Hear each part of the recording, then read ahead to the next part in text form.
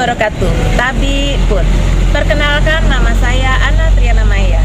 Saya adalah guru dari SMA Negeri 2 Kaulianda, Kabupaten Lampung Selatan. Saya juga adalah calon narasumber berbagi praktek baik implementasi kurikulum Merdeka gelombang ketiga. Pada video kali ini saya akan menyajikan bagaimana cara saya melakukan praktek baik tentang refleksi setelah asesmen. Ayo kita simak videonya, semoga video ini dapat menginspirasi untuk guru-guru di Indonesia. Terima kasih. Wassalamualaikum warahmatullahi wabarakatuh. Refleksi pembelajaran yang dilakukan oleh seorang guru kepada peserta didik itu penting untuk dilaksanakan. Dengan melakukan refleksi, pendidik dapat mengidentifikasi permasalahan yang muncul selama asesmen. Misalnya, mengapa peserta didik memperoleh nilai yang rendah? Bisa jadi itu karena daya ingatnya rendah, mudah terdistraksi sehingga sulit fokus, atau karena motivasi belajarnya yang rendah. Namun, bisa juga disebabkan oleh penyebab lain, seperti kesulitan mempelajari konsep-konsep abstrak atau kesulitan dalam memahami konsep dasar, atau bisa jadi peserta didik membutuhkan waktu yang lebih lama dalam mengerjakan asesmen. Bagaimana cara kita untuk mengetahui penyebab dari permasalahan yang muncul pada asesmen? Nah, caranya dengan melakukan refleksi.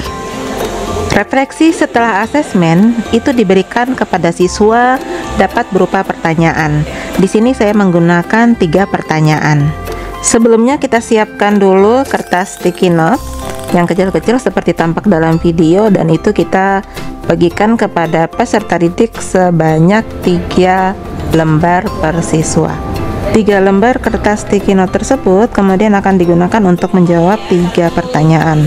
Adapun 3 pertanyaannya adalah sebagai berikut.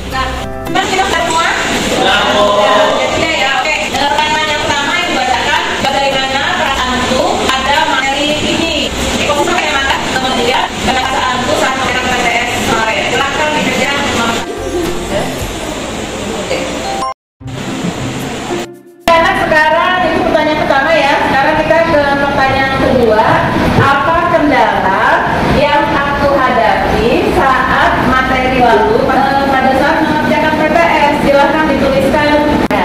Sekarang pertanyaan yang ketiga Ibu katakan, hal berbeda apa yang akan aku lakukan jika aku diberi kesempatan untuk memperbaiki proses belajar dulu? Setelah siswa menuliskan jawabannya dalam sticky note, siswa kemudian dipersilakan untuk menempelkan sticky note tersebut di papan tulisan. Dari jawaban hasil refleksi peserta didik, kita dapat melakukan pemetaan. Adapun tujuan dari pemetaan ini untuk mengetahui adakah peserta didik yang membutuhkan perlakuan khusus, yaitu untuk diferensiasi proses dalam pembelajaran. Kita juga dapat mengetahui kendala yang dihadapi peserta didik pada saat pelaksanaan asesmen, kemudian sama-sama mencari solusi atas kendala tersebut. Nah, dari hasil pemetaan itu kita juga dapat melakukan pendekatan baru ataupun strategi baru dalam pembelajaran yang lebih sesuai dengan kebutuhan dan karakteristik peserta didik kita. Hasil pemetaan dari refleksi murid ini kemudian kita kumpulkan dalam sebuah jurnal khusus, yang jurnal ini nantinya akan kita gunakan untuk menyusun desain pembelajaran yang sesuai dengan tujuan, capaian pembelajaran, dan lebih bermakna untuk peserta didik. Selanjutnya kita dapat memanggil peserta didik yang membutuhkan perhatian lebih dengan cara melakukan coaching kepada peserta didik tersebut. Dengan melakukan teknik coaching, kita dapat membantu peserta didik untuk menemukan solusi dari permasalahannya secara mandiri. Berikut ini kita dengarkan bagaimana testimoni dari peserta didik setelah melakukan asesmen.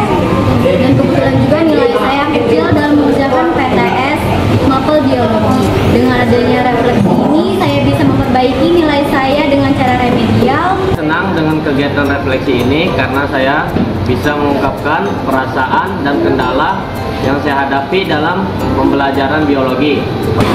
Saya merasa senang dengan adanya kegiatan refleksi ini karena saya bisa mengetahui apa kendala saya saat pembelajaran dan saya bisa menceritakan apa yang saya rasakan pada saat pembelajaran berlangsung.